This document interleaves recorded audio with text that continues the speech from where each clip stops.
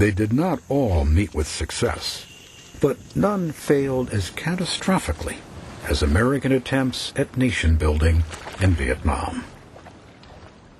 Vietnam and its neighbors in Southeast Asia were colonized by the French in the 19th century.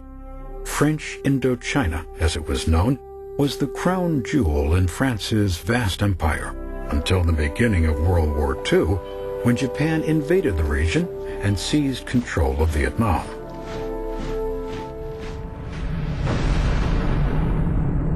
When the war ended in 1945, France sought to reclaim its colony.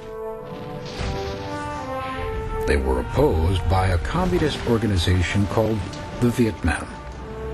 Their leader was a Vietnamese nationalist named Ho Chi Minh. Ho dreamed of uniting his country under one independent government. France fought the Viet Minh for 8 years in the First Indochina War before suffering a devastating defeat in the Battle of Dien Bien Phu in 1954.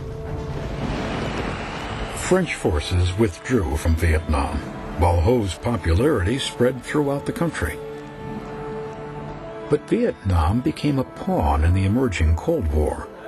During ceasefire negotiations, the country was divided. Ho and his communist government would rule North Vietnam. A new Western-backed government was created in the South. American leaders feared that all of Vietnam would turn communist. They pushed aside the French and supported South Vietnamese Prime Minister Ngo Dinh Diem. Vietnam itself was not strategically important to the U.S., but American leaders feared that if Vietnam fell to communism, other countries in the region would follow. This became known as the domino principle.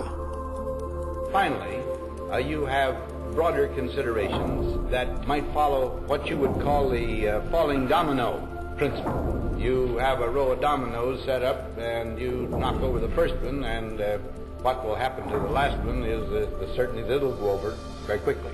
So you could have a beginning of a disintegration that would have the most profound influence. The tragedy that followed was epic in its scope and senselessness. Billions of dollars and more than 50,000 American lives were spent to stop the dominoes from falling. In the process, the United States laid waste to much of the country and killed more than 3 million people. But the justification for war in Vietnam was fatally flawed. Ho was a communist, but he was not a puppet of Moscow, as the U.S. feared.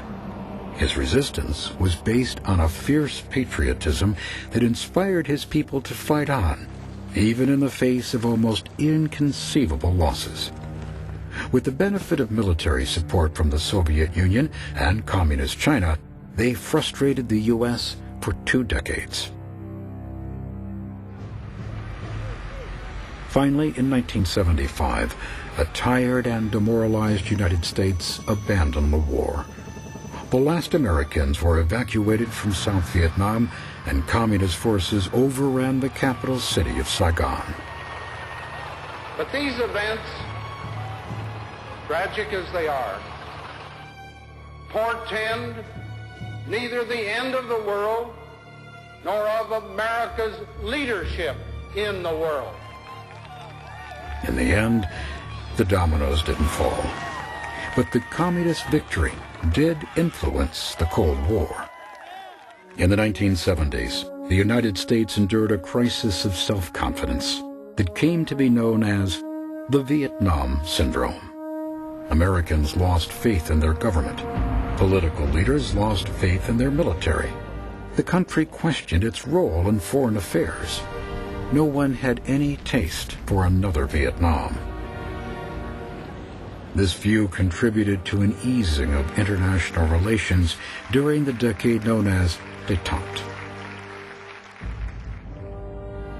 In the Soviet Union, the effects of the Vietnam War were even more far-reaching.